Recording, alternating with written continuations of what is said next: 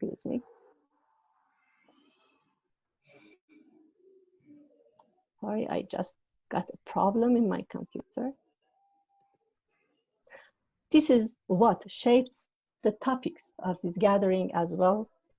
I'm just repeating, and will bring discussions, opinions, sharing knowledge and experiences. Subjects as disaster risk reduction in museums, prevention of illicit cultural objects, preventive conservation in museums collection, and museum role in achieving sustainable development goals. Briefly, it should be added that all these subjects are the most important matters, and if the main aim and responsibility be to make a better future for next generations, healthier world, safer and more secure, then visions need to be expanded. Difficult actions and decisions should be taken in the routine of museums' daily life in order to long-term plans and implementation. These various topics, like a chain link, are very connected. One by one, they have a great role in order to manage our cultural heritage sectors, museums, and institutions in better, safer, more professional ways for our community, wider society, and of course for our future generations. International Council of Museums, ICOM, as one of the most common and prestigious organizations among museum professionals, just in this year, celebrated its 75th anniversary of existence, 50th anniversary of supporting and protecting cultural heritage, side by side of UNESCO, and the 1970 convention, also 20 years of preparing red lists. ICOM, according to its code of ethics, internal rules, statutes, and its policies, has been one of the most practical, informative organizations from the beginning of its existence. It has been committed to collaborate with cultural heritage sectors to support museums, institutions through its missions to prepare materials, tools, or building capacities in many aspects with the aim of raising awareness and to provide better conditions in protecting cultural heritage. ICOM has an enriched background and an active role in this mission. For instance, helping countries with serious issues since the year 2000, when it started to prepare and publish red lists, besides many other activities which can be taken as the result of ICOM international efforts to protect cultural properties and to take action against the illegal trade. According to ICOM, red lists should consider, sorry, can you please go back to the second slide? Red lists should consider a database of the types of cultural goods that are deemed to be the most vulnerable to illicit traffic. These lists are made available to national police and customs authorities by Interpol and the World Customs Organizations, as well as to museums, auction houses, and galleries. They are intended to help users to identify the kinds of artifacts that may have been stolen or smuggled so that they can be returned to their rightful owners if an attempt is made to sell them illegally. Regards to ICOM information, until now, ICOM produced many of these booklets, more than 15, for different countries and their cultural goods or antiques at risk. Those are related to Asian countries, Latin and Central America, West or North of Africa, and so on. The vast work of Red List until now has done with the scientific collaboration of national and international experts and the support of dedicated sponsors to cover the most vulnerable areas of the world in terms of illicit trafficking of culture. It is necessary to add accessible and available to ICOM. Sorry, Madam Golsabahi. I ask your pardon, just a second, please. Could you please mute yourself, sir? Because of the high number of participants, I cannot see you. Thank you very much. Please go ahead, Madam Golsabahi. Yeah, thank you. Thank you so much. In the field of protection cultural heritage, our common globally organization, ICOM, has also other activities such as international observatory on illicit traffic in cultural goods or emergency preparedness and response. According to Article 1.6 and 2.21 of ICOM Code of Ethics for Museums, museums should protect their collections against natural and human-made disasters. To address this issue, ICOM develops programs and raise awareness on heritage in danger and post-disaster situations. Establishment of Disaster Risk Management Committee, or DRMC, please go to next slide, please. Sure. Is one of those. Yeah, thank you. A standing committee which started its mandate from 2020 and it will continue until 2022. Also, establishment of International Committee on Disaster Resilient Museums, or again DRMC, which started its mandate in 2019. DRMC as a standing committee gathers museum-related professionals to help countries in need to be face-to-face with cultural heritage emergencies. It dedicated to emergency situation response following major natural and human-made disasters, as well as during and after military conflicts.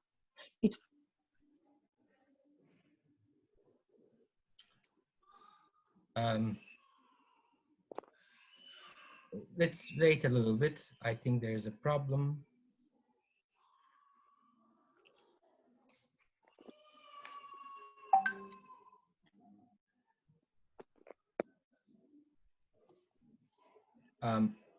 Madam Golsabahi, could you hear us? All right. I think she will be reconnecting. I see that she dropped. I think she's trying to reconnect again. Thank you for your patience.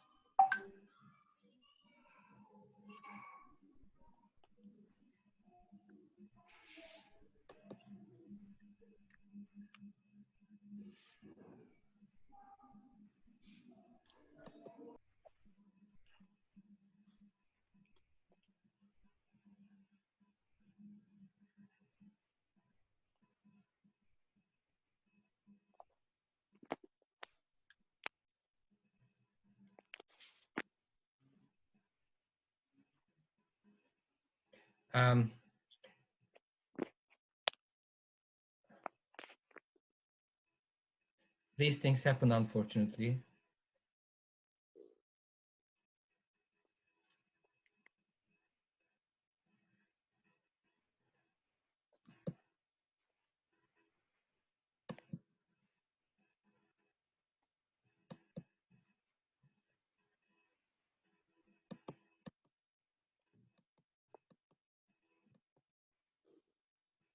See that she's not back.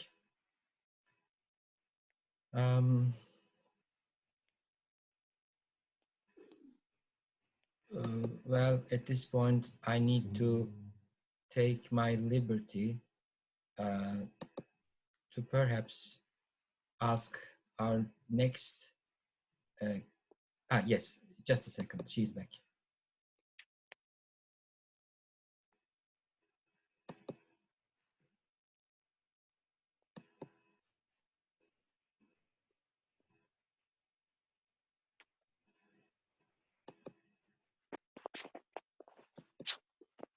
Can you hear me? Yes, please go ahead, please. Yeah, please accept my apologies. No problem, no problem. Instead of Zoom platform.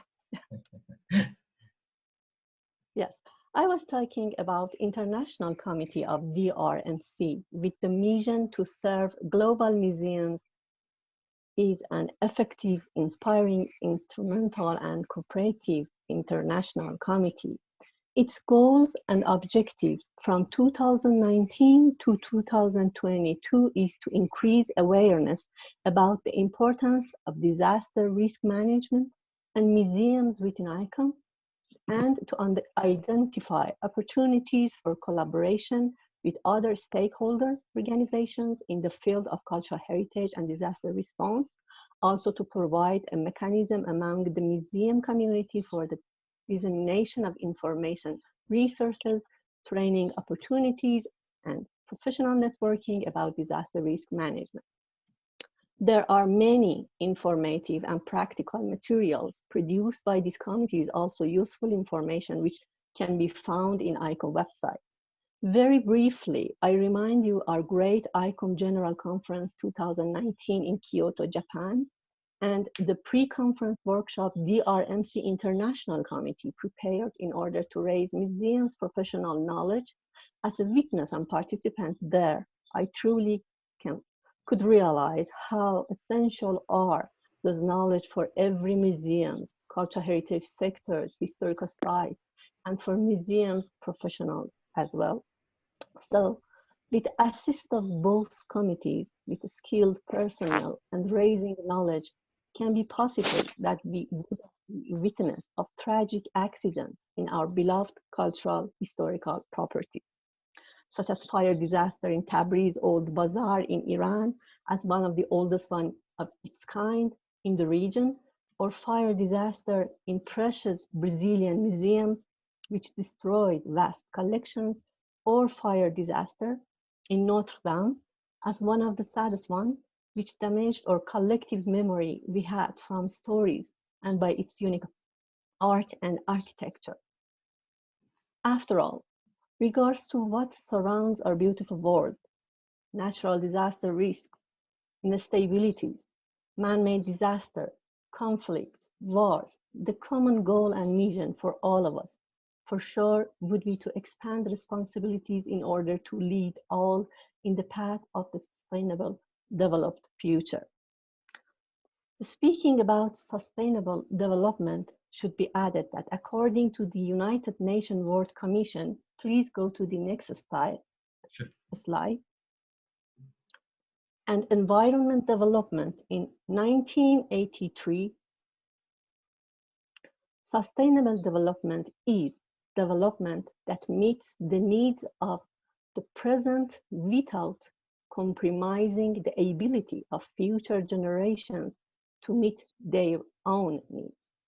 Then, regards to all efforts and hard works in the most professional way on this particular matter, by agreement of 193 members of the United Nations in September 2015, the Sustainable Development Goals, as the most ambitious global program ever, started to address a wide range of social and environmental challenges in order to set the world on a road to a sustainable future by 2030, which its main perspectives are to provide resources, preparing better health conditions, safety, security, and justice in many ways, such as equal condition in order to learning or education, or equal opportunities for members of the societies, observing environmental changes, and help to protect it from many inappropriate effects.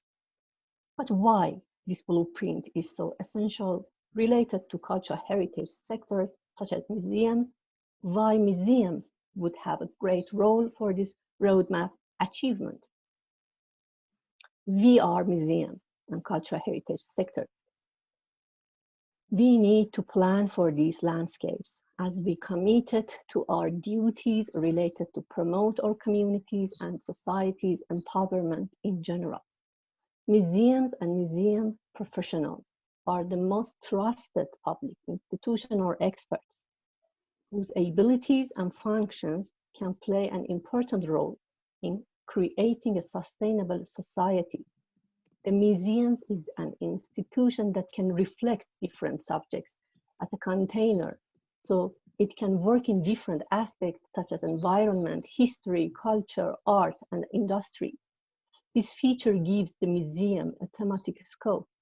On the other hand, the role museums playing as reminders, protectors of collective memories of communities, as interpreters of nations' cultural heritage, donate a great function to these sectors to build a sustainable society. Besides, museums are able to contribute with cultural diversity and pluralism of communities.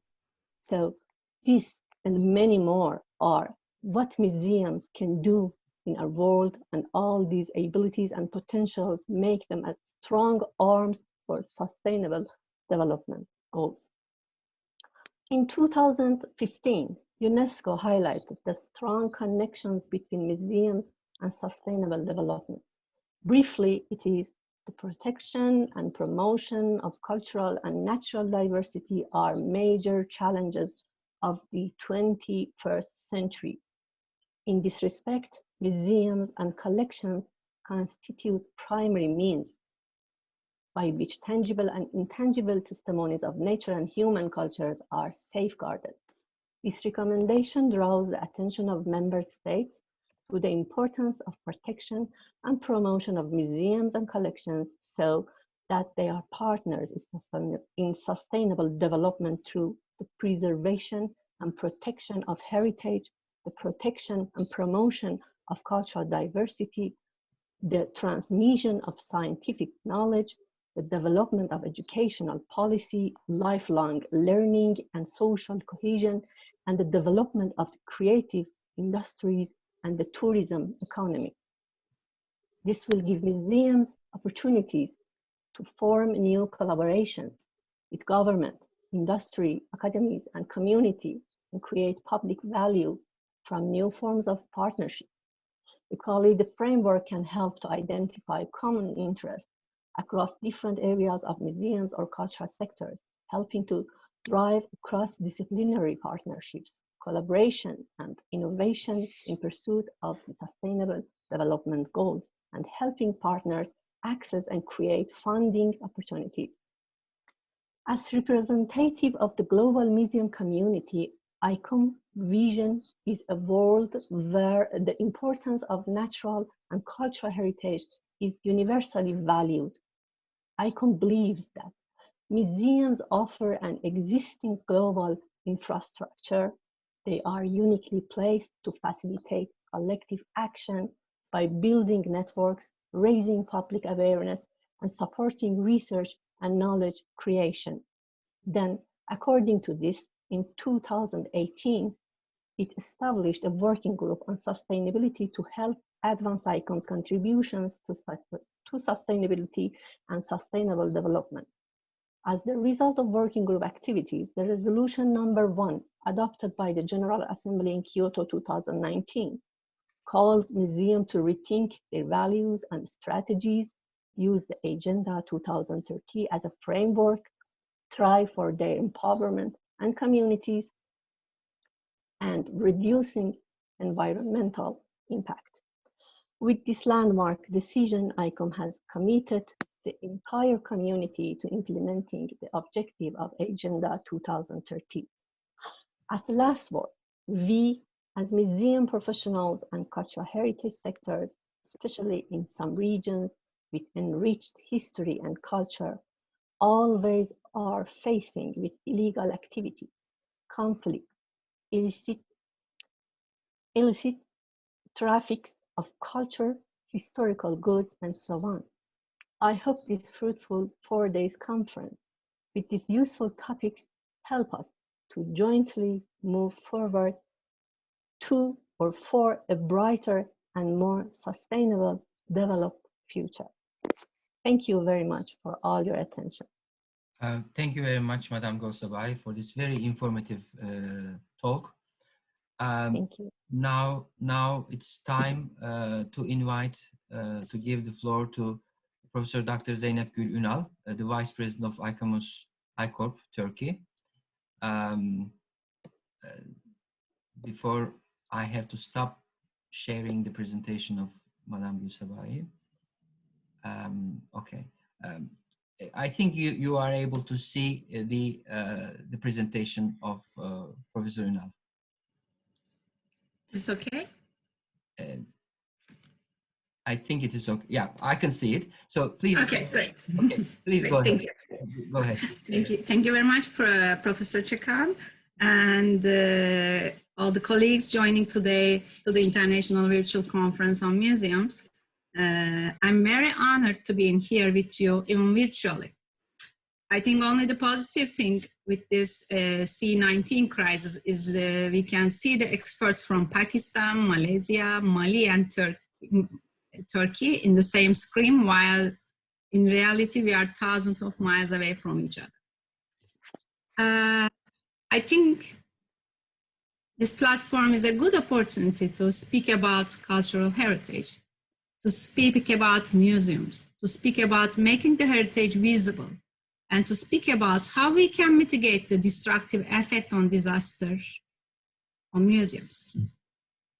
I think undoubtedly important progress has been made in the protection and management of museum staff, visitors, museum buildings, and objects. Our resources and knowledge provides an important opportunities for museums to preserve, exhibit, and meet the visitors and researchers in a safe place. Despite all these positive developments, increase in the frequency of natural and human-induced disaster in the world and the expansion of their destructive effect have also affected the museum. Especially what we define as a conflict are changing shape today. We are not only talking about war, but talking about the hybrid war, talking about kinetic operations, talking about terrorist attacks means intentional destruction. Today, we see archaeological sites looted on an industrial scale for financing the terrorism. For this region, the issue of reducing the disaster risk in museums is essential.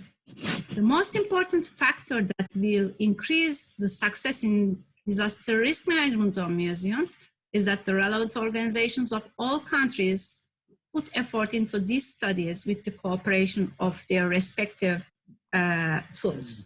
This reason, we see the guidelines of disaster risk reduction in museums led by KUMID and cooperation with organizations as a concrete indicator of these efforts.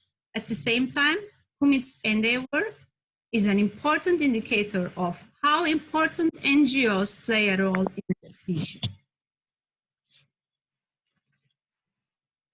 I would like to continue this part of my speech, a bit of talking about the organization ICOMOS-ICORP that I belongs to,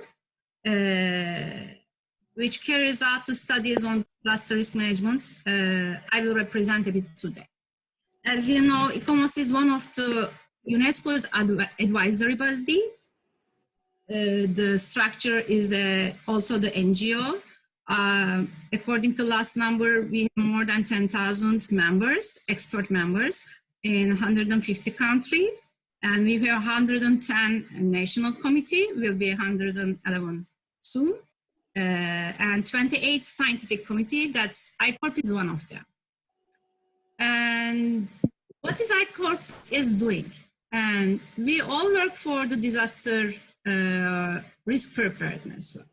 And we are monitoring the situation in all the times, I mean the silent times and the disaster times, reporting to UNESCO and all the relevant organizations the results, and working on the preventive measure on strategical, operational, and tactical level. And our key role is promote the protection of cultural heritage place from effect of natural disaster and armed conflict. And in our umbrella, we have right now 79 professionals from 35 countries, and they are experiencing various aspects of disaster mitigation, response, and recovery of cultural heritage. We have an architects, art historians, archaeologues, and as well as security experts, counterterrorism experts in our member profile. We are leading two kind of projects in our committee. We divided into two. This is one is projects that we are leading in silent times, and the one is the emergency times. In silent times, we are more concentrate on the training, capacity building, like DRM projects, and organizing meetings, conferences, and publications. Then in this way, we are trying to reach more communities. But in emergency times, and we are working on information share in emergency. This is Sorry, Ünal. Mr. Mohammed, could you please mute yourself? Go ahead, please. Go ahead. okay. I did it myself. I did it myself. It's okay. Thank you, Mr. Chair. And we are working on especially the emergency response phase, like helping to the emergency response in salvage rescue, shoring of the heritage buildings, and this kind of response. And we are giving a training in emergency for emergency response. And after the emergency is finalized for the first phase of the response, second phase of the response, situation assessment, need assessment, and damage assessment, what we are leading. And this is one of some of examples from our publications and organizations that we organize and sharing. And this is one of the training course for the Istanbul World Heritage Site Management Directorate for a 10 days course for disaster risk management, first response, and also the field exercise.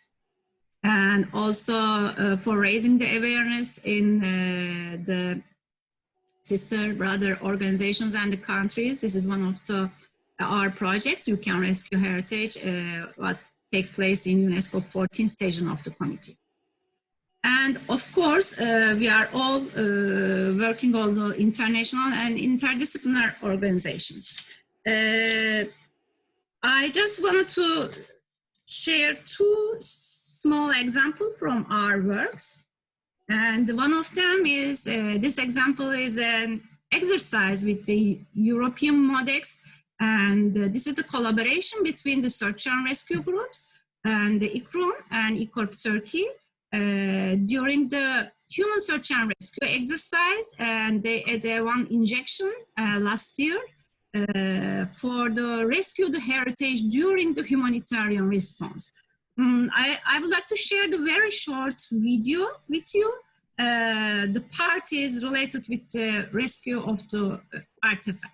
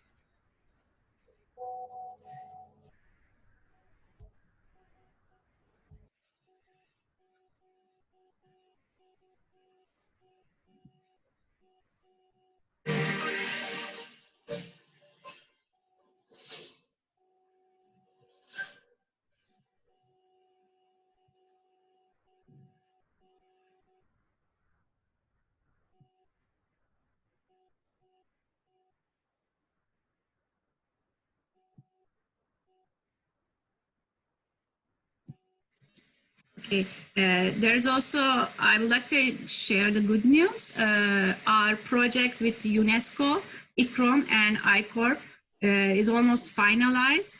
Probably or hopefully next year around this times, all search and rescue groups will take a training for response to heritage sites. And the guideline is prepared, and now the UNESCO and INSARAG working on the final revision of that.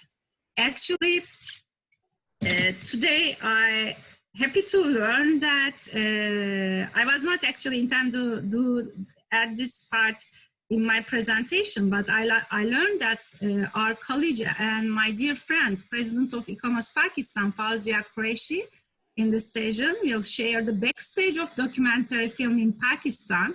And this is one of our projects, is actually ICORP on the Road project. And for almost 2 years, we started 2018, we are filming all around the world how our colleagues respond to disaster, just after the disaster or during the disaster.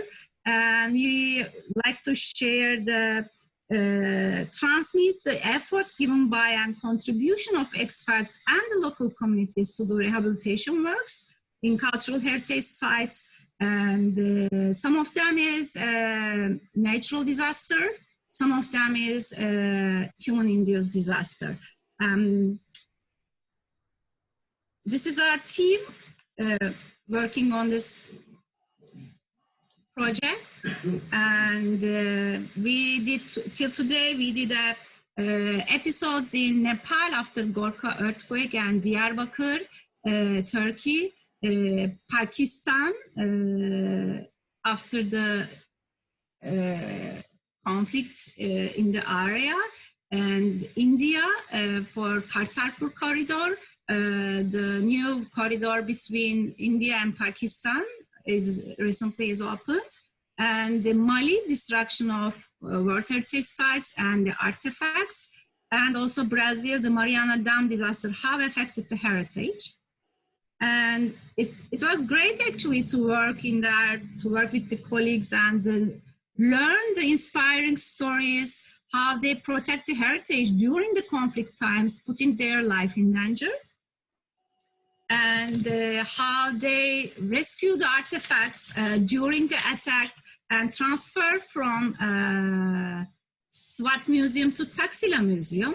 And I know that dear Fauzia will show the background, and I just wanted to show a little part from the, actually, she will show the background, but I want to show what is happening in front.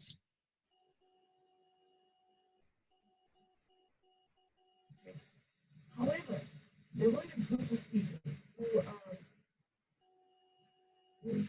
wanted to take the challenge and saw that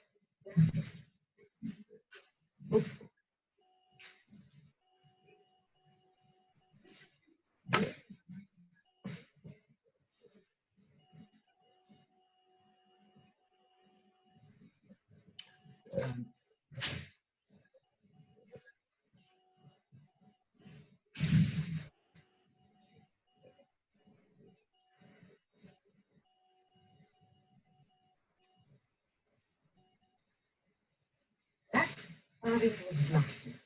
The face of the Buddha was filled with dynamite and blown up. That's when the people who revered their culture realized that these militants in business and their own kill not us, but our culture. Professor Ünal, I think the video is loaded, so we cannot hear the words, the talk. You did not, okay. There's no problem. We have seen the images. That's already very good enough. Thank you very much. And maybe I can share, if it's okay. Can you hear the voice or not? At least I was not able to hear the narrator in the video. I see. It's a certain flavor for sure. And okay. In the afternoon, we will be seeing the... You will be here more, and you will see the background, how the project takes place, and maybe Fauzia can explain the very inspiring stories of the museum employees, how they protect their heritage. And I would like to thank you once more for inviting me to your very important events, and I wish you success in next 3 days. Thank you very much. It's an honor to have you here. Thank you very much, Professor Ünal. I would like to extend a little warning, well, a note actually, not a warning. You can always write on the chat the questions or comments you have for each presenter. That also includes the previous 6 presenters, the welcome speakers and the inaugural speakers. Later on, please count on me that your comments and questions or your criticisms will be delivered to those persons, okay? And this is also valid from now on as well. Now, I would like to have 5 minutes before we go to our session, to our next session, to do some fine adjusting from our sides. The time is, actually the Turkish time is 12, is noon. So let's meet at 10 past 12. Please, you know, convert the time to your local times. So in about 9 to 10 minutes, we will be back and we will be hearing some other speakers on risk mitigation. So hope to see you in let's say 6 or 7 minutes. Thank you very much. Please stay connected because it may be difficult for you to reconnect. Now that you have the connection, please stay there.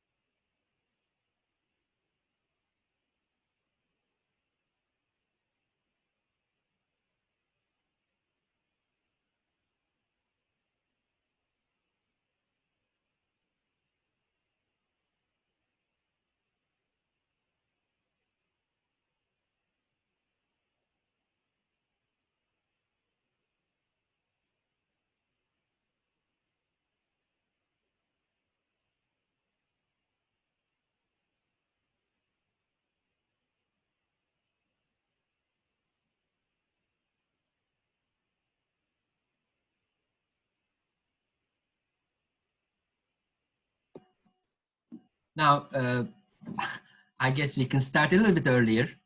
I was trying to maximize my time to have the fine tuning done, but I'm fine. So let's do not lose time. If you're okay, we will continue our session. Now the title of the session is risk. Let me copy it just a second. The title is risk reduction or risk mitigation. Disaster risk mitigation or reduction. Our first speaker in this session is Mrs. Saadet Güner, the president of KUMID. Let me just share a couple of words about her, with your permission.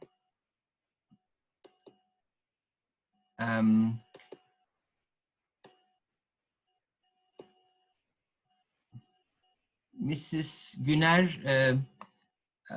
actually is a retired person from economy commerce area. She was working in a bank, and then she became the president of KUMID, and she's an active person in the field of cultural heritage in Turkey. She's running or helping EU projects, trying to bring funding to the NGO that she's leading, and she's trying to coordinate as best as she can, and I think with very high success, the projects that KUMID is handling for the moment. She will be speaking on a certain EU project for disaster risk mitigation in museums. Within the frame of this project, KUMID published a guide on disaster risk reduction in museums. So if she is ready, I want to give the floor to Mrs. Güner to deliver her speech. The floor is yours, Mrs. Güner.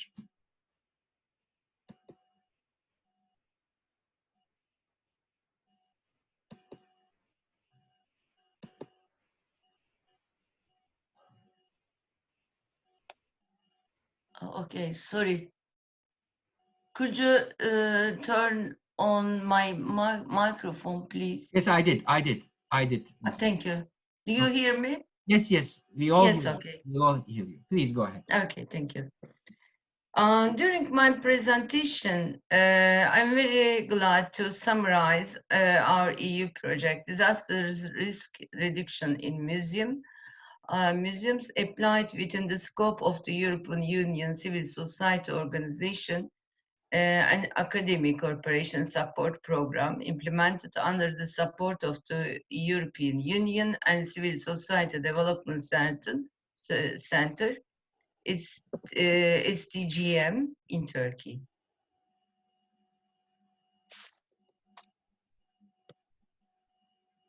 What can I share? Sorry, there is a problem. No problem. Take your time. We have enough time.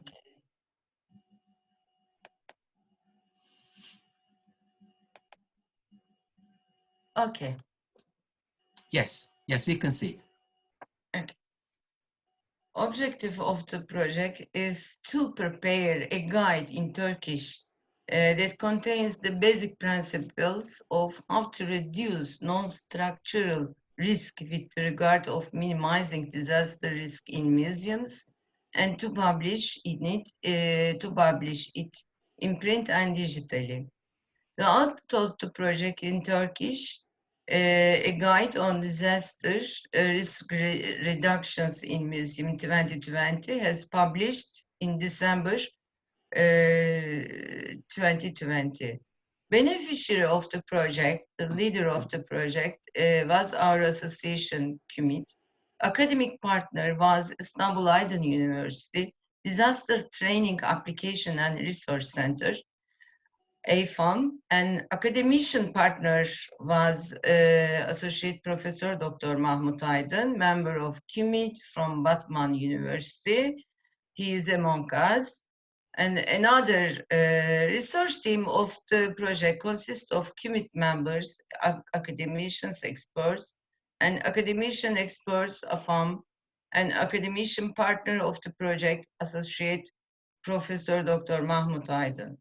In addition, the president of the Archaeologists Association in Turkey, İlkay Evgin, was included the research team as independent researcher, each of whom is an eminent expert in their field.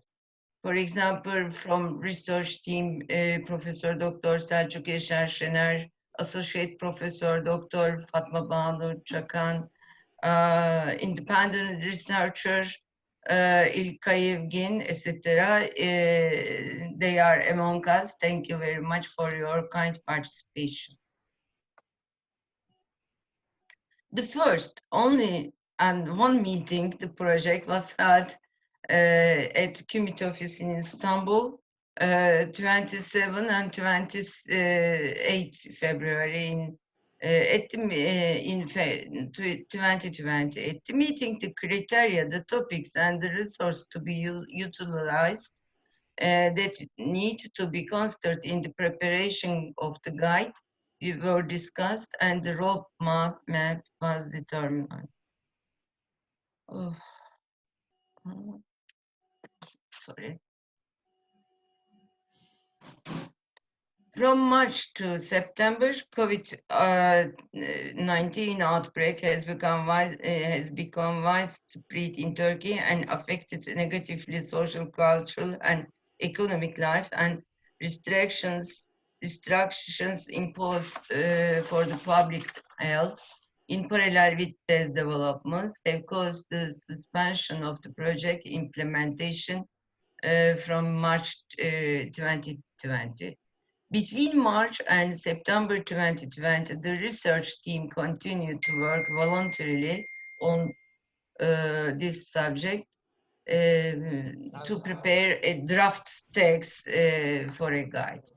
The project implementation was started by EU and in October 2020. Then our partners of the projects and researchers came together at the online meeting to finalize the text of the guide and made it ready for the publication. Now, let me summarize this project and its outputs. Destruction of disaster, whose frequency harm to social, cultural, and economic life in Turkey and in the world, mainstream now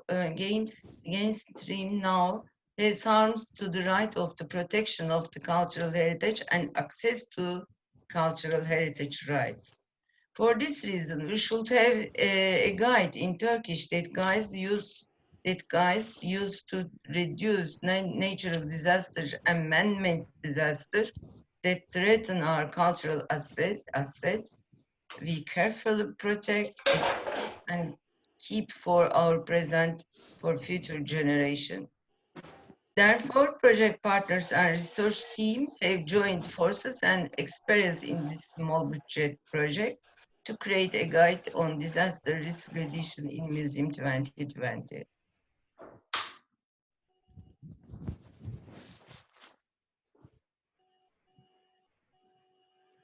This is our guide cover, first and last cover of our publication in Turkish. As you know, Handbook First Aid for Cultural Heritage in Times of Crisis 1 and First Aid Application Kit in Times of Crisis 2, published in 2018 by the ICOM and Prince Claus Fund for Culture and Development in order to protect and save the museum staff, visitors, museum buildings, and artifacts after possible disaster.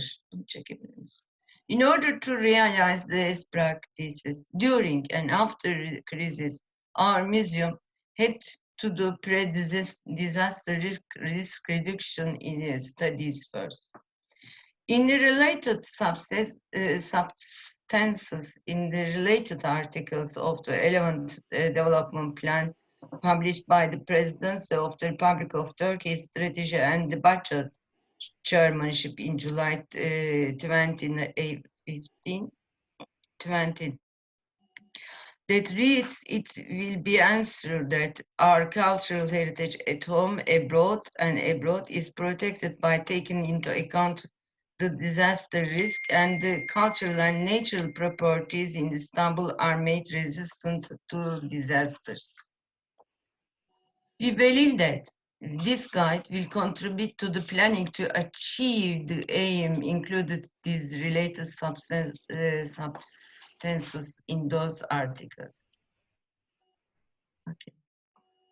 One question, why KUMID is one of the national civil society organization in Turkey in the studies disaster risk reduction to protect cultural heritage? The answer of this question is in the Sendai framework for disaster risk reduction 2015-2030. As you know, at a meeting held in Sendai, Japan in 2015, the Sendai framework for disaster risk reduction was adopted. In short, the Sendai framework also provides reference to the protection of culture and heritage frameworks and highlights the important role to be played by the civil society organization in this content. Since its establishment, KUMID was involved in many EU projects or carried out different activities in its own related to this project. Finally, KUMID realized the task given to the non-governmental organization within the Sendai framework. In this part of my presentation, I would like to summarize here the core principle we learned from the project and its guide. We learned that, number one, every country should be ready for all kinds of disaster and should prepare risk management plan for primary and secondary risk. What is this primary and secondary risk? For example, an earthquake considered as a primary risk in a region, in a country, and in a museum, for a museum. And fires occurred after the earthquake is recognized as a secondary risk. So we should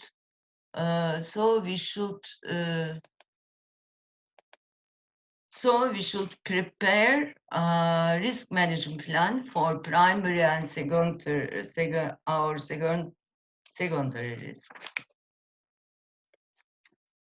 Another example from our country, for example, earthquake and tsunami in Izmir Seferihisar occurred in October 2020.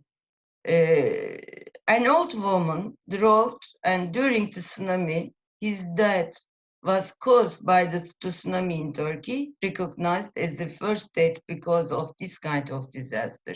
For example, we cannot imagine the tsunami after the earthquake in our country, for our country. For example, after the earthquake, earthquake and tsunami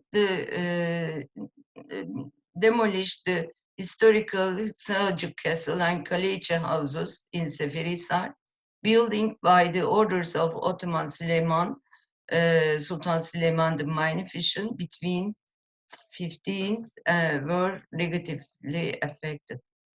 The you can see the flute and the Seljuk Marina and the historical houses, streets, and the walls, the destruction of the Seljuk Castle walls due to tsunami and earthquake. Team of ICOMOS-ICORP Türkiye came to Seferihisar to monitor the destruction of the historical Seljuk Castle. The team invited KUMID members in Izmir to accompany their monitoring visits. Information and documents were shared with the team. So, in conclusion, this sample, this fact, show us that among disasters in our countries, in Turkey, we should take tsunami into account as well. We learned that from this work, this guide, each museum should prepare its disaster risk management plans, taking into account staff, profile of visitors, for example, child museum, number of visitors, the type of collection exhibited and stored, different sections of museums such as conservation, restoration, laboratories, conference hall, cafeteria, etc. Museum building structures, its location, the history of the risk in the location or the region, possible sources of risk, potential risk of those sources, possible new risks. For example, tsunami in Seferihisar is the new risks for Turkey and Izmir. Okay. Risk management plan, which look on the paper, must be developed with the training and exercise together with the museum personnel and security guards. For these trainings and exercises, cooperation should be realized with the different national and international institutions, such as ICOM, ICOMOS-ICORP, and joint activities should be organized. We learned that for core principle, the contact information of the relatives of the museum personnel and security guards must be listed. Their communication should be provided after disaster. When they learn their family is in safe after disaster, they will focus better on the search, rescue, protection works. Thank you very much for your listening and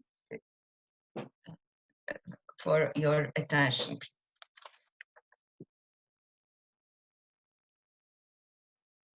I mute myself so now, yes. Thank you very much for this very informative speech. It is true that information staying on paper, on booklets, on pamphlets, on brochures is something, but it's not everything. Of course, this information should pass to the users, to the experts in the field. And when I say experts, I don't only mean the real experts, but also the layman working in the museum as a guard, for example. So it's a big spectrum, and everybody should be responsible for his or her actions through training, through practice, through education, and continuous education, continuous practice, continuous training. And thank you very much for underlining these issues in your presentation. Now we pass to our second speaker. Let me introduce her to you, Mrs. Fevziye Deniz Gündoğdu, a member of ICOM Turkey and ICOMOS-ICORP. She's from Department of Restoration, General Directorate for Cultural Assets of Museums, Ministry of Culture and Tourism of the Republic of Turkey. Just a couple of words about her. She completed architecture education in 1997.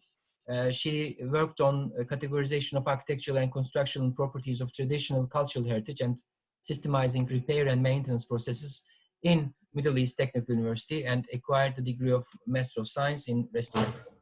Later on, she studied, she acquired the degree of PhD in Restoration probably from the same university that was not listed here.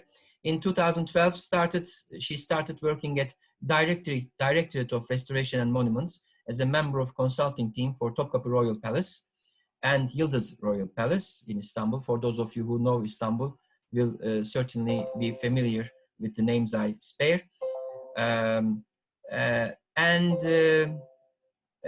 For the time being, in 2020, she was appointed to a new position in the General Directorate of Cultural Heritage and Museums within the ministry to act as a coordinator in national disaster risk plans. So we are in front of an expert here, and the content of her presentation will be about disaster management in museums within the context of preservation of historical buildings. So with these in mind, I would like to give floor to her, but I should first unmute her. Mr. Dr. ÇAKAN? Yes. I'm Meliha Yaylalı. I think Miss Fevziye is not here now. I think she has connection problem. She is trying to connect. So can we continue the next speaker? Okay, if everybody... I'm sorry for this. Okay, no problem. These things arrive. Thank you. No problem. Then I have to look for the next speaker. Just a second, please. Let me check the program. Okay, then we continue with Nur Cenati Binti Ibrahim, Director of the State Museum Board of Perak, Malaysia. Of course, I need your permission. I hope you are ready to present your work. Mrs. Binti Ibrahim. Her paper is about disaster risk reduction in museums in Malaysia. She'll be covering 3 topics: a brief insight on history and geography, data on temperature and rainfall distribution in Malaysia. Then she will cover what are the risks faced by the museums in her country. And finally, she will talk about disaster planning and preparedness to reduce or mitigate these risks. The floor is yours, Nur Cenati. Please. Okay. Thank you, Dr. Murat. Bismillahirrahmanirrahim. Assalamualaikum warahmatullahi wabarakatuh. Good afternoon, and at the same time, good morning. Excuse me, madam. Can you hear me? Madam, excuse me. There is an echo. Most probably your cellular phone is very close to your computer. Could you please remove it? That might be the cause. Okay, I'm sorry, sir. No problem. Please go ahead. Now it's better. Thank you, Dr. Murat. Should I start again? Okay, good afternoon and good morning again. I think still morning there. First of all, I would like to thank Dr. Kamarul Baharın, Director General, Department of Museum Malaysia, Chair of ICOM Malaysia, for giving me this opportunity to present the paper today. Mr. Muhammad Akhter Javed, Chair ICOM Pakistan, Meliha Yaylalı, Secretary General of ICOM-Turkey, Saadet, all the great speakers before me, and all my colleagues from the museum in Malaysia. Good afternoon. This paper, I will discuss on the disaster preparedness in the museum in Malaysia and action taken to minimize the extent of damage that it has caused, because this is an important aspect in ensuring records and artifacts of enduring values are preserved. Before we go further, I would like just to share map of Malaysia. Just want to know, everybody want to know where about Malaysia is. In this world map, we are located at the equator, experiencing two seasons, two monsoons, southwest and northeast monsoon, with a temperature of over 27 degrees Celsius daily. And at the same time, can I go a little bit into the history of Malaysia, so that it has also a connection on the type of buildings that in Malaysia that we have. You see, starting from 1786, when the island of Penang became first of 3 settlements in the Straits of Malacca to come under the control of the British East India Company, the Malay Peninsula became a sphere of increasing British influence up until the Japanese occupation in 1941. With the receding regional influence of the Dutch, direct and indirect British control over the territories of the Malay Peninsula was progressively extended after the signing of the Pangkor Treaty in 1874. By the start of the World War I, Malay rulers of all the peninsular states had accepted British protection. These states, together with Penang, Malacca, and Singapore, were collectively referred to as British Malaya, which comprised 3 loosely integrated entities: the Straits Settlement, the Federated Malay States, and the Under-Federated Malay States. While the Straits Settlement were administered directly as a crown colony, the territories that made up the other 2 entities were protected Malay states and remained normally under the sovereignty of their rulers, who retained certain rights such as the ability to ratify laws and to decide on Islamic matters. Apart from the museum, heritage building also can be categorized into traditional houses, mosques, palaces, government buildings, mansions and public buildings, archaeological sites, residential quarters, especially in Federal Malay State, built by British architects to marry the concept with Malay houses, the hybrid of British architecture and locals. Besides museum, these heritage buildings that we have to protect and making sure they are not destroyed by human errors. Even it is by the act of God, the stage of deterioration is to be kept minimum. Disaster is an emergency that occurs with little or no warning at all, causing more destruction or disruption of operations than the museum can correct by application of its own ordinary resources. Disaster preparedness is possessing in advance the capability of taking the immediate action or actions to occur or to minimize its impact. According to the Articles 1.6 and 2.21 of ICOM Code of Ethics for Museum, stated that museums should protect the collection against natural and human-made disasters. There are 236 museums in Malaysia and may be facing different types of disaster. The most commonly disasters faced by the museums in Malaysia are flood, fire. We had seen 2 museums being ravaged by fire. That is part of the Department of Museum of Malaysia and also the Malaysia Armed Forces Museum in Port Dickson. Man-made that everybody knows that anything that could spark disasters or emergency situation, from uncapped ceilings that give way to to rain, keep pouring into the office, faulty office appliances, forgetfulness that could lead to many unexpected situations. There are many that I think it happened everywhere.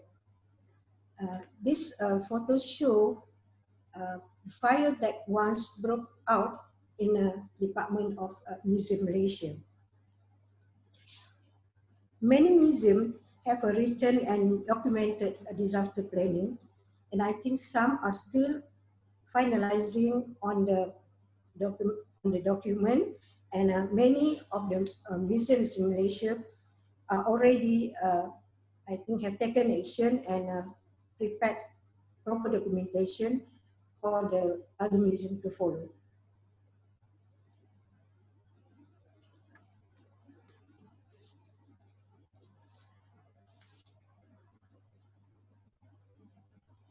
I would like to give an account on the flood that hit our museum, that is the historical complex of Pasir Salak, which is in Perak, a state on the north of Malaysia. This complex keeps preserved and exhibited records and artifacts on the struggle of the Malay against British administration in the late 19th century. A good collection of crates are kept on the lower ground of the building. They had been raised for a few days but never had rethought. The conditions will get so bad. The year 2014 had seen a very bad flood that has kept many of the states in Malaysia, and that involved many museums was taken by surprise, and museums in Kelantan, Terengganu, Penang, Perak were very badly hit. For our case, there had been rains, as I informed earlier, but we never thought that the condition would get so bad. At about 4:30 in the evening, water suddenly gushed in and water level rose very rapidly.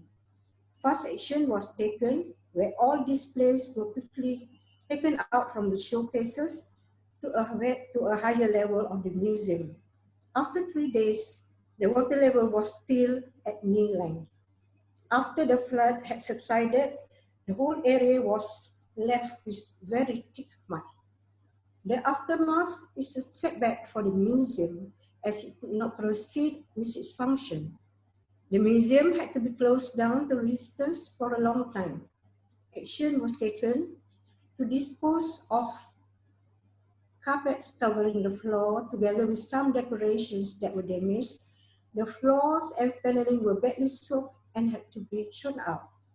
The electrical system and other appliances was initially placed on the lower level and had to wait for checking or commissioning, as there are risks that water is still in the appliances in the ground. After the flood, we managed to take preventive measures by building a barrier around the building. Action was also taken to immediately prepare a list of priority of objects to be evacuated first. There will be insufficient time or resources to evacuate oversized objects or the ones that are extremely heavy, and therefore they had to be left in situ. And preparation is done in case of any flood, they will be fully covered. The tragedy had taught us one thing. It is for our museum and the other museums in Malaysia, that is to prepare and get ready for any unprecedented disaster. Preparation is to include finding safe location and route, to create a team to handle the situation, to prepare emergency evaluation inventory, to gather supplies, to identify temporary workplace, and to get ready or have some contact for safe transportation. The past experience had made us unready for the flood that was suddenly coming in. A disaster preparedness starts with small action and simple procedure. A good and daily maintenance could help reducing bigger incidents.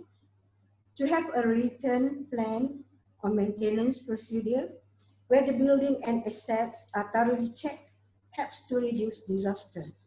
Assessing and checking on the building for any opening or even for any broken displaced wiring would help save losing all the valuable records and artifacts of enduring values. Future buildings of museums should also consider preparing detail at planning stage, before and during the process of building and during handover. The detailed written and documented procedures will help in ensuring the museum buildings are safe. The records and artifacts are proof of our being, our culture and civilization. The collection speaks volume. Thank you and wassalam.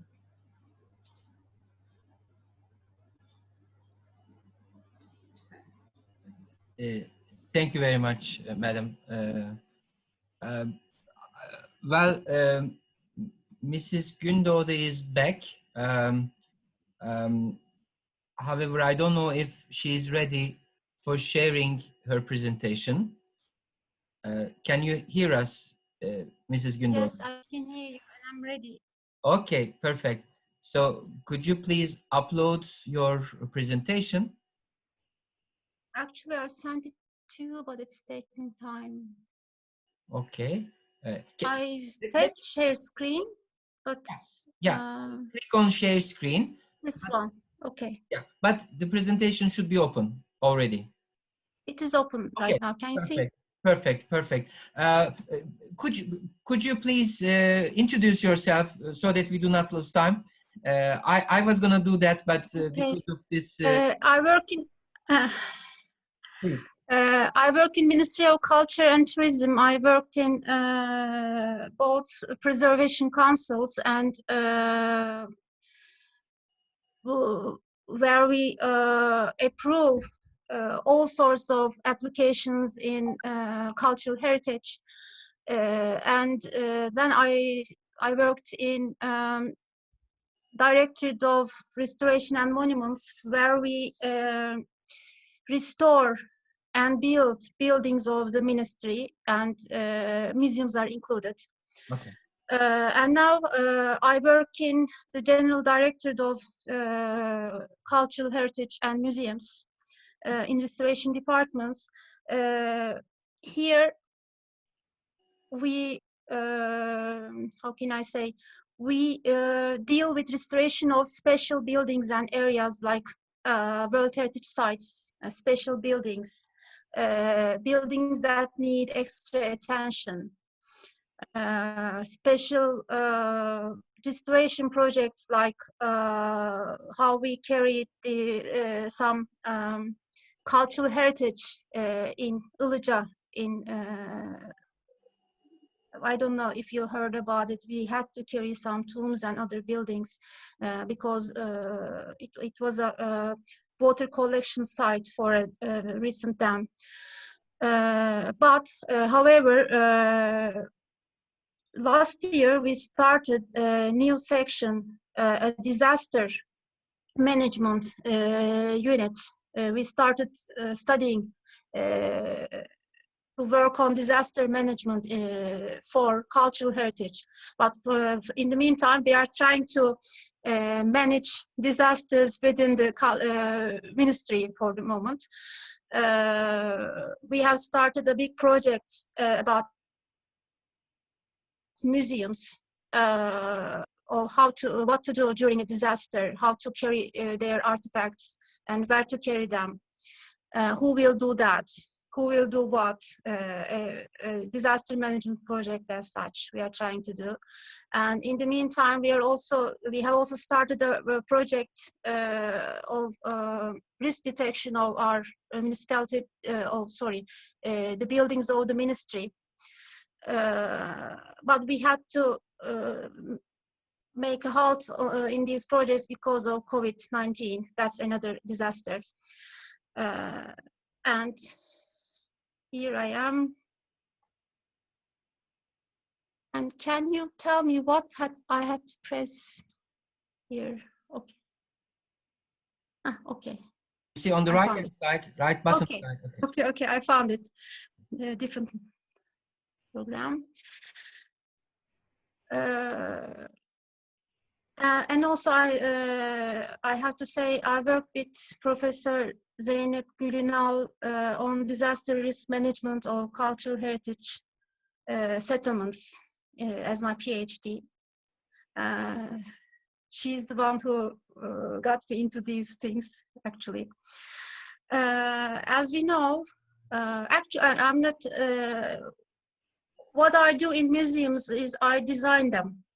And I don't design the exhibition, I design the building. That's my whole relation with the museums. Maybe I'm the only, one of the few people here who are not actually a museum person. But we work with museums. And we are well aware of the great cultural, historical, ethnological value that they have to house and they have to preserve. And we also are aware of the conflict of preservation of the building, preservation of the artifacts, and controlling the visitors. These are examples from Ankara museums. But behind the screen, there is an enormous load of technical infrastructure in these museums. We have to watch them with cameras. We have to have water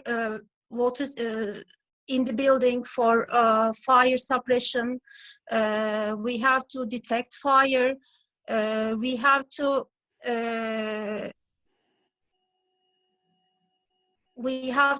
preserve the building to secure it in case of an earthquake or an explosion. We have to secure artifacts in case of an earthquake. We have to make people go around safely and keep them out of storage areas and critical technical rooms.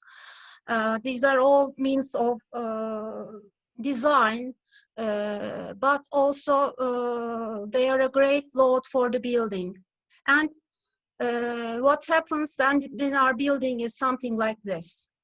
This is the building is an asset itself. So when we are turning a building of such into a museum, we have to, in every step, we have to keep in mind, bear in mind that these buildings are have no less value than the artifacts that they are housing. Unfortunately, we forget it lots of the time. These are some building types actually used on as museums. Okay, what you see is the right-hand side as a visitor, but over the ceiling and above, below the flooring, we have these systems. We have to store these tubes. We have to pass water pipes, which bear enormous amount of pressure within. Also, we have to choose the system appropriate for the artifact. For example, if your artifact is mostly organic, like, for example, our Yildis Palace, we had displayed furniture and paper products. We couldn't use water, and we couldn't use gas systems because they are wooden skeleton buildings, and gas systems cannot stay in the building. They leak out. So we came out with the idea of water mist system. This is one idea. By the way, the right-hand side museum is Troy, not Yildis Palace, but just as an example. This is Yildis Palace. The left upper side is what you see when you go to the museum. What you don't see is when you look up, okay, this has moved a bit, but this fire detection system, and even a smaller part is what you see below in the flooring. These are water pipes. And the nozzle for this is very small, and you won't see it when you look up. The places of the nozzles are very thoroughly calculated so that they don't come to critical points in the ceilings.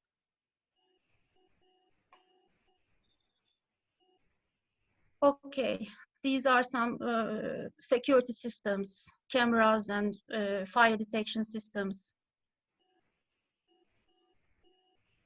And in a museum, you have to light the object well. You have to create a dramatic effect. But in order to do that, you need cables, lots and lots of cables and wires. I have to mention that these wires, if not planned carefully, they are main cause of fire in a building.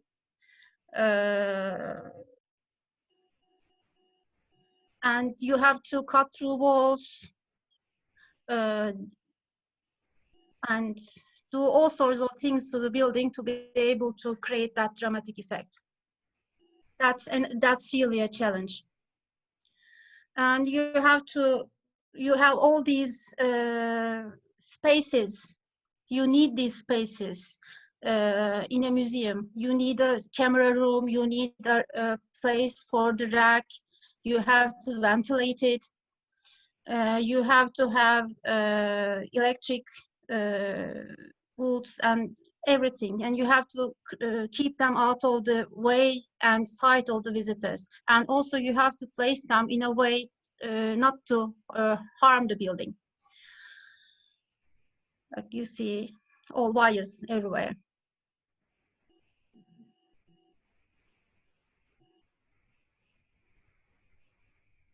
These are again some museums. Sorry, these are stayed here.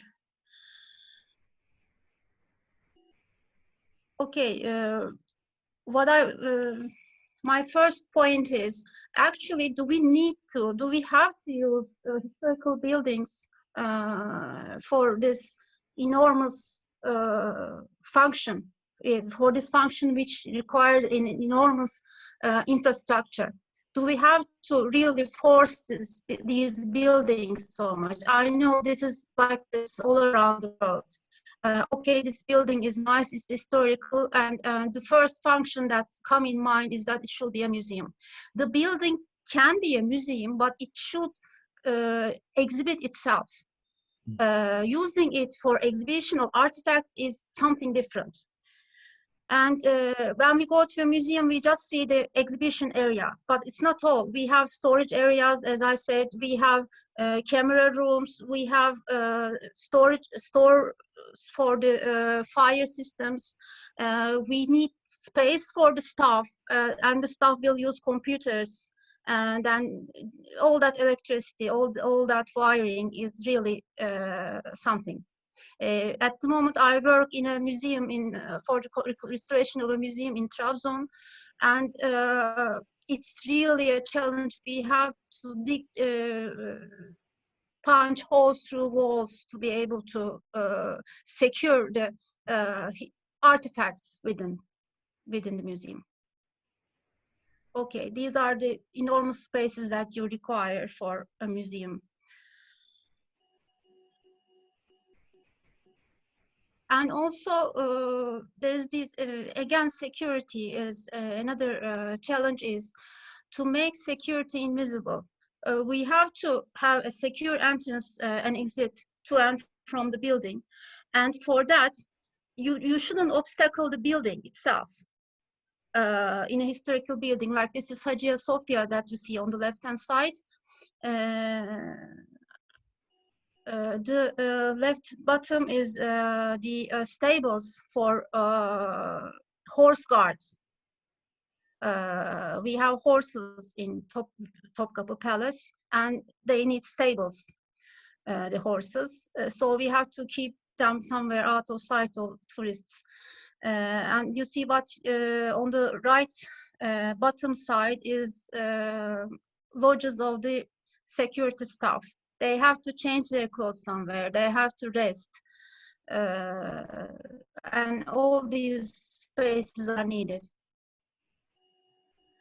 And also another thing that I have to draw your attention to is that a critical historical building which is important for the cultural life of that society. Like the building that you see on the right-hand side is a Ziya Gökalp Museum in Diyarbakır. It was one of the first targets during conflict in Diyarbakır. It was the first target of the terrorist attack. And because the building itself is a potential target for during such a conflict or a terrorist attack, the artifacts that they have stored in the building is also lost. So that should be taken into account as well when you're choosing a museum. The left-hand side is during the explosion in a terrorist attack again in Istanbul. It's an historical area. There was a synagogue there, so they chose that area for the bomb. When life loss, when people have been carried to hospitals and all, and after all that, what we have remaining was the left-hand side scene. Most of the buildings had lost their architectural features after the explosion. And there are museums there, private museums mostly. Again, a fire. This is Haydarpaşa train station. There was a fire during a restoration.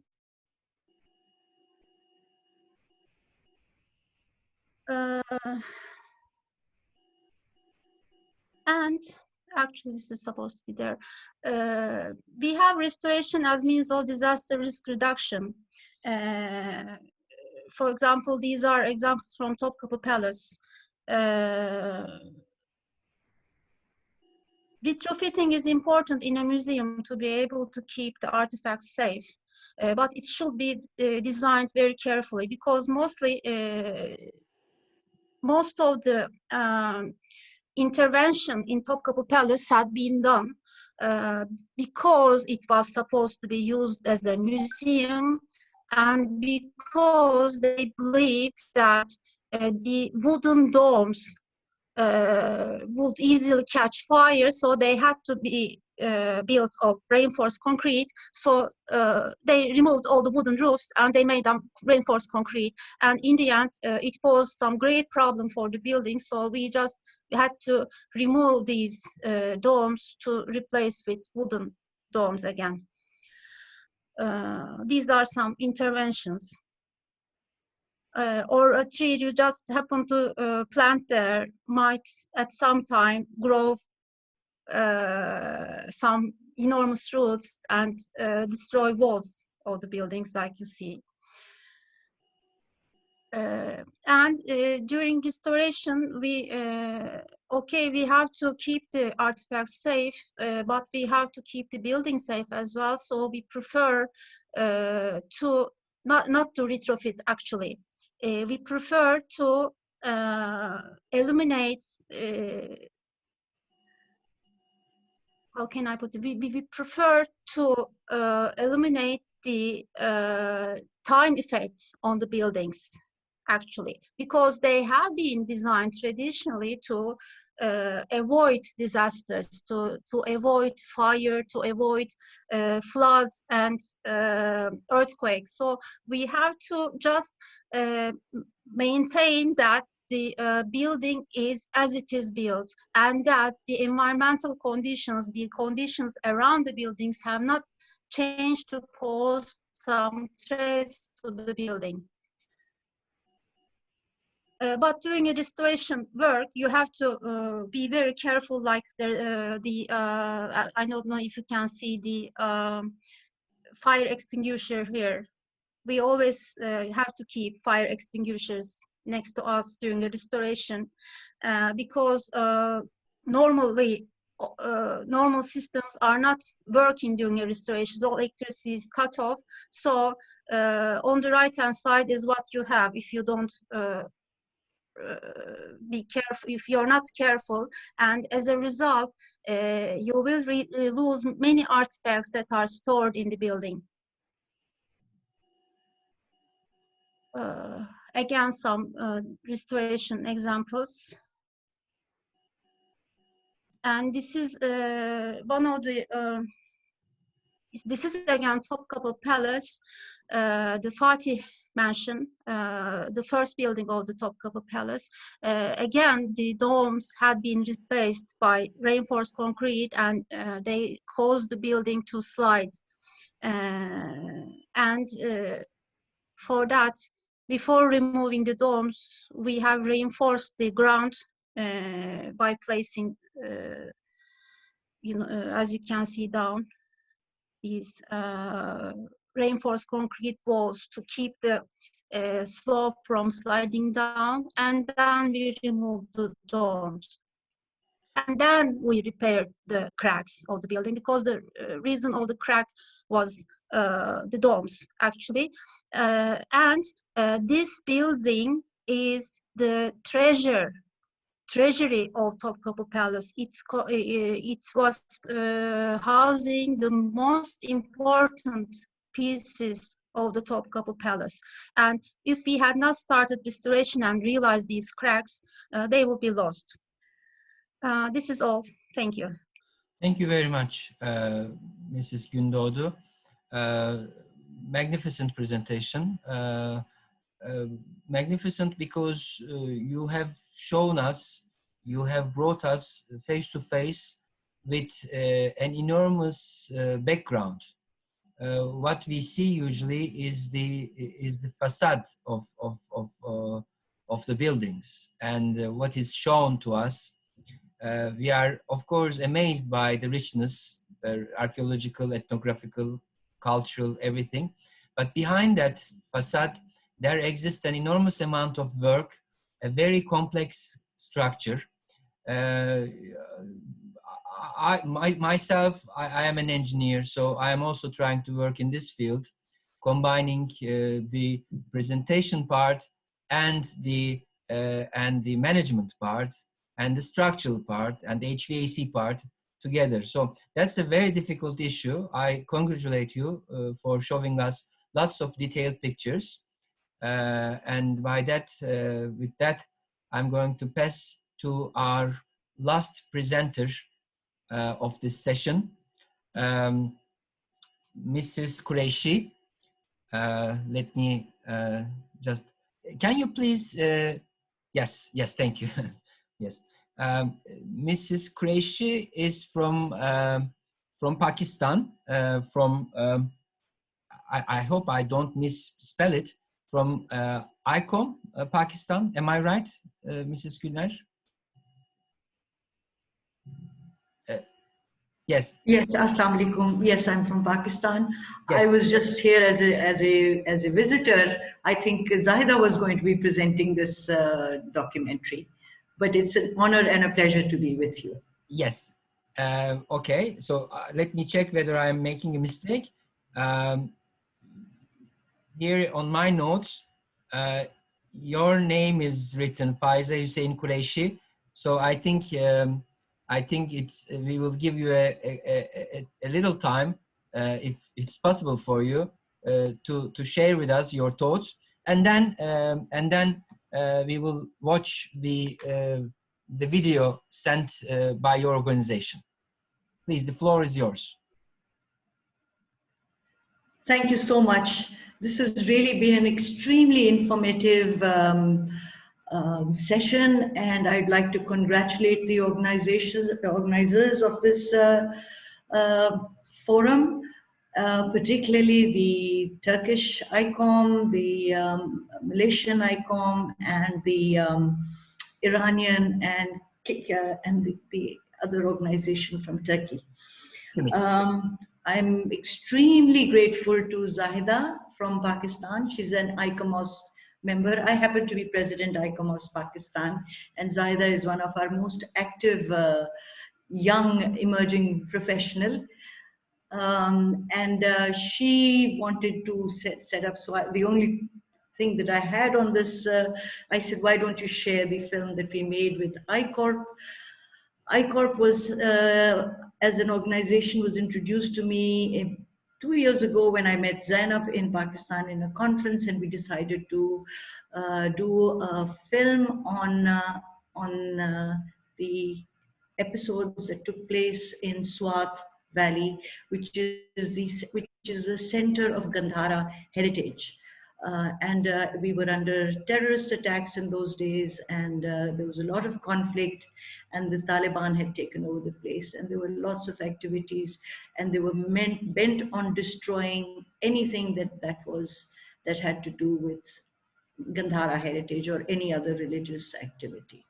So I think the film will be self-explanatory. This film was essentially shot by ICOMOS Pakistan when Zeynep and her team was filming the ICORP documentary, They Didn't Come for the Land. So it was a contribution of ICOMOS Pakistan in seeing how ICORP was doing the filming. And I hope everybody enjoys this. And it was indeed an eye-opener, because when we were doing the script for it and I did the research for it, and we found out that it was not so much the state which was concerned about the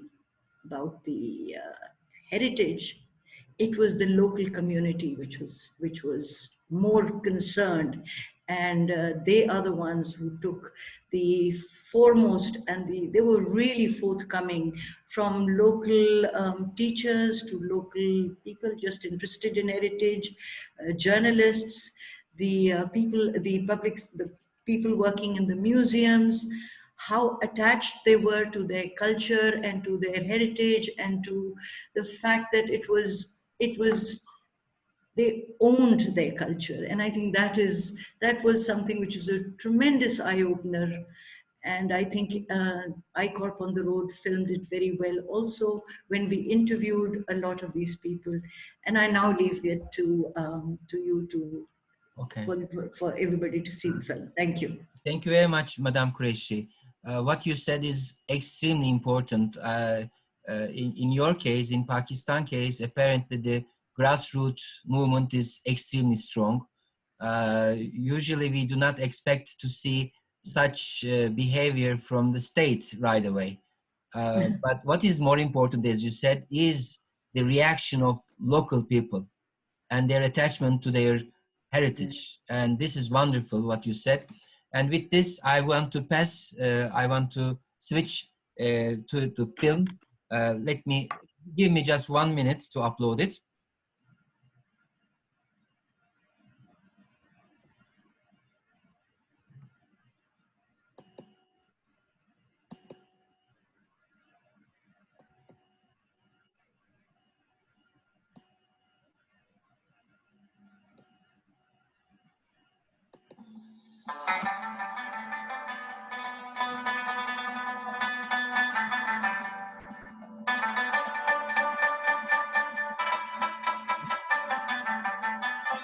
Saadet, one of the most beautiful valleys in Pakistan.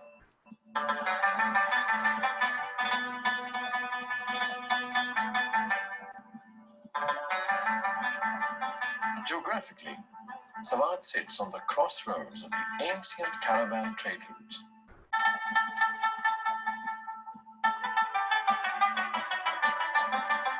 A naturally endowed site and historically enriched with a multicultural heritage comprising archaeological sites dating back to the prehistoric period, Alexander's conquest, Gandhara, Kushan, Hindu, and Muslim period.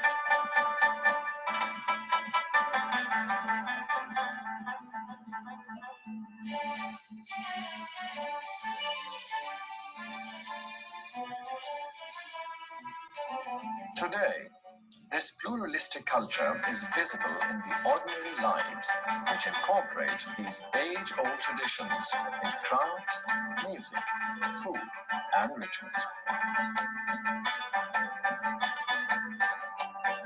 This area has been impacted by natural disasters, earthquakes, floods, and man-made conflicts and war. ICOMOS-ICORP, On the Road, is an initiative to document post-disaster response of the local community to recover cultural heritage. ICOMOS Pakistan, in collaboration with Institute of Architects Pakistan, Peshawar chapter, did the investigation and research of the damage to the cultural heritage, specifically Gandhara heritage, during 2007 to 2008 occupation of the area by the Taliban. A six-member ICOM team from Turkey documented the heroic efforts of the local and their amazing stories through interviews conducted of teachers, headmasters, local historians, architects, and journalists.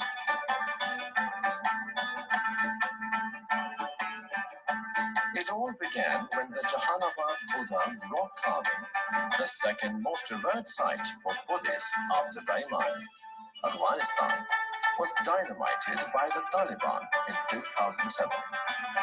This was a wake-up call to the local community about the terrorist threat to heritage.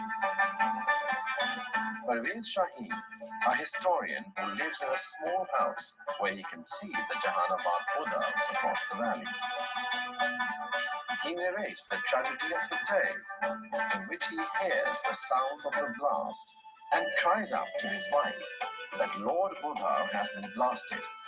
Despite the dangers amidst the firing of the Taliban, he collects the fragments and saves them till the time when the Jahanabad Buddha is restored between 2012 and 2016. The next target was the Swat Museum. A blast outside the museum came as a warning that the intention of the Taliban was to destroy the museum, which housed some of the most valuable artifacts of the Gandhara period. Knowing that the museum building could not be secured from the intentions of the Taliban, the only option available was to secure the artifacts by moving them out of the museum into a more secure location. In the dead of the night, containers were secretly packed with artifacts and were transported to Taxila Museum in Punjab, 200 kilometers away. This heroic action by the employees of the Department of Archaeology saved the over 2,000 precious artifacts. The Swat Museum was given a new lease of life in 2012 when the museum building was rehabilitated and reconstructed with assistance from the Italian government, who designed a new master plan and new artifact displays. Today, this museum is comparable to any museum of the world.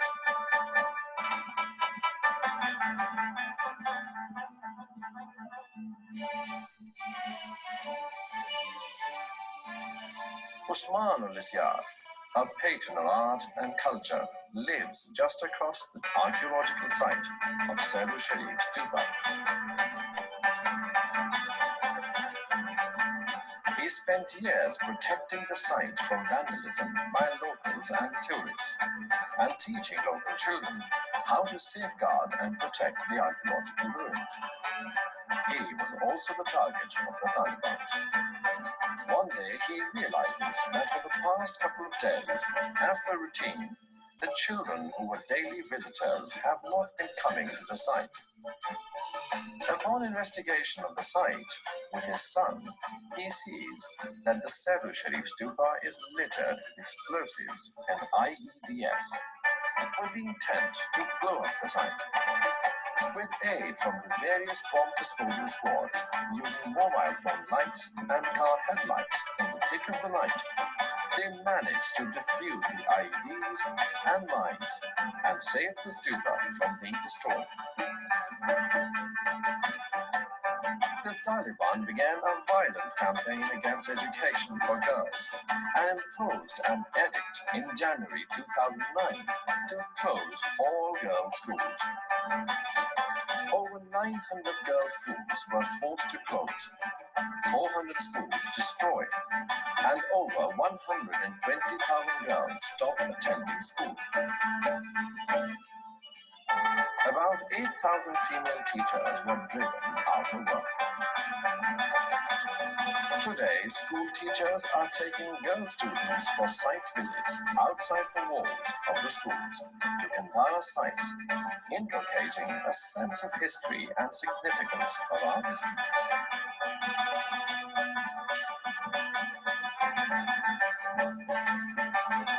The sites of Saadet today are a standing evidence of their actions.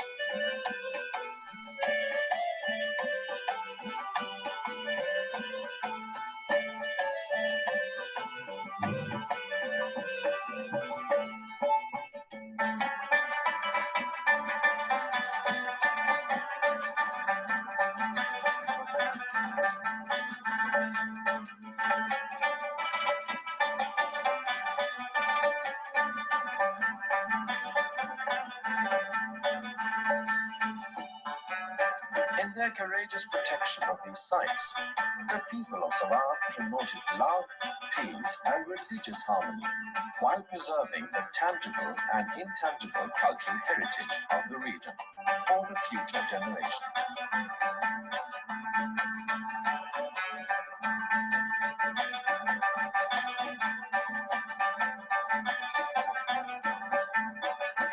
ICOM on the Road documentary episode 4, Saadet, Pakistan, will be released at the end of 2019.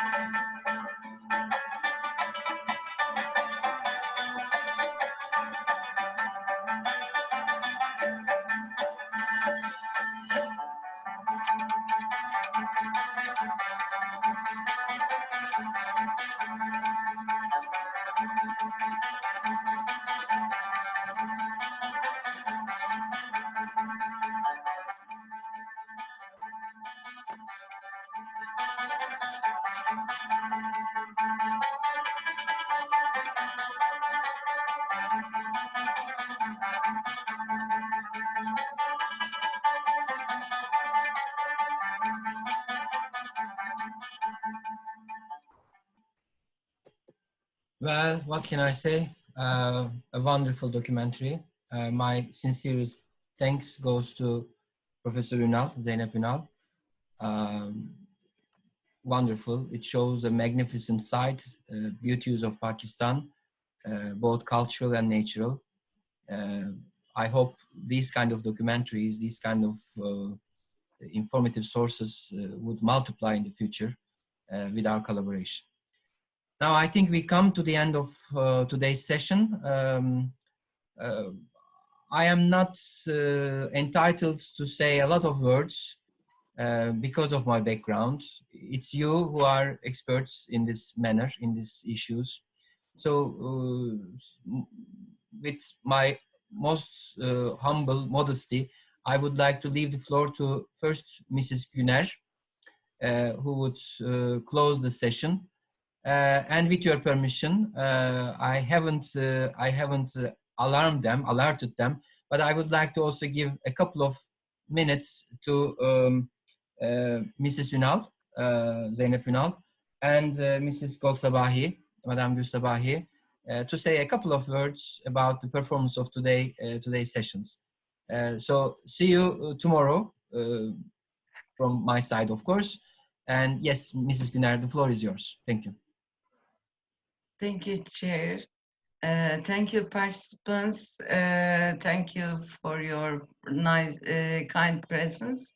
Your participation is benefit for this conference. Thank you. And I would like to add one sentence, please.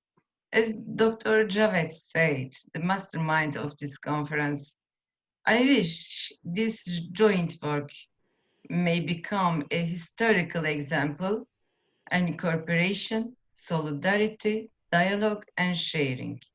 I hope it sets an example to the whole world for the protection of the cultural heritage for present and future generation.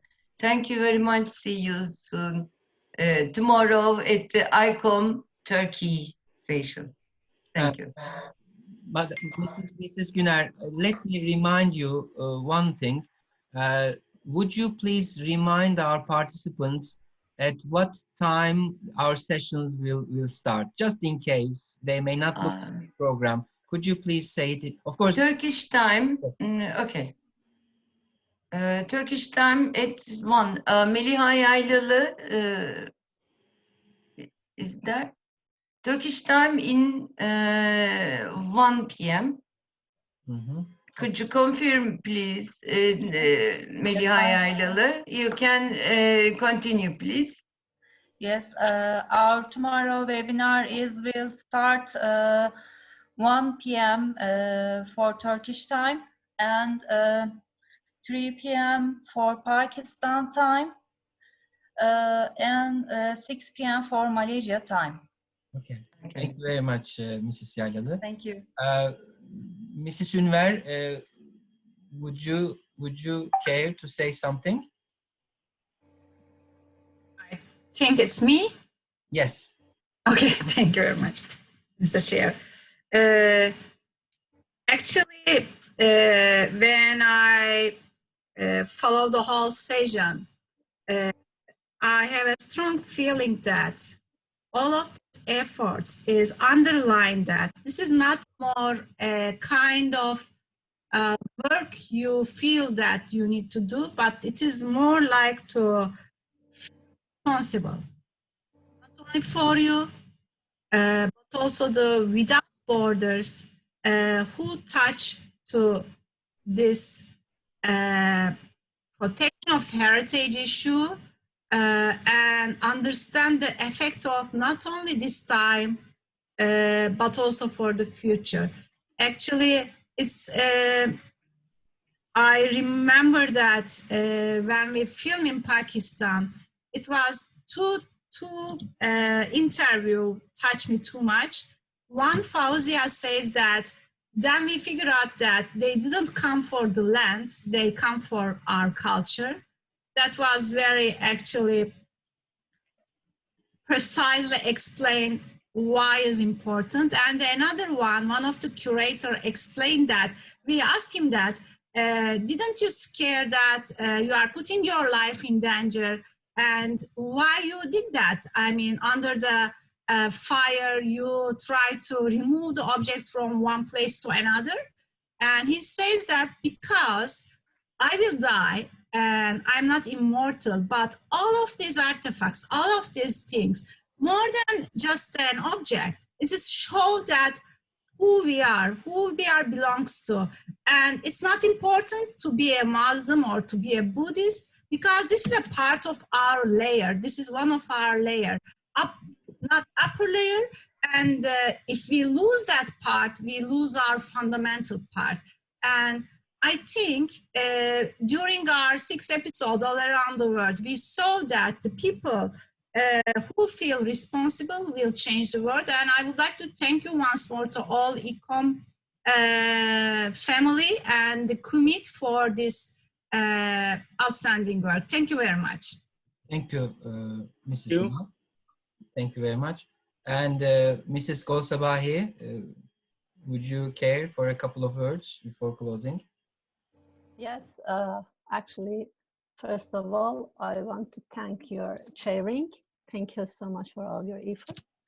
And thank you for all national committees to prepare such a professional program, virtual conference. Thank you very much for presenters. All the presenters actually presented their subjects in a very unique way, very informative and professional. And I hope all of us together go forward jointly for a better future, for more collaborations and for sharing knowledge, raising our experience together. Thank you very much. Thank you. With that, I want to close today's session. However, you may have a last-minute question, a last-minute comment. So for those of you who would like to deliver comments or questions or criticisms, the floor now is open for them. If there are anybody like this, please go ahead. Okay. If not, thank you once again for sharing your attention with us, and see you tomorrow at 1 p.m. Turkish time. Bye-bye. Have a very nice day. Thank Goodbye, you. Saadet. Good night, Giovanni. Bye-bye. What do you think about? It's perfect. Was perfect. Thank you. Thank you. Thank you. Bye-bye. Thank Bye-bye. you. Bye-bye.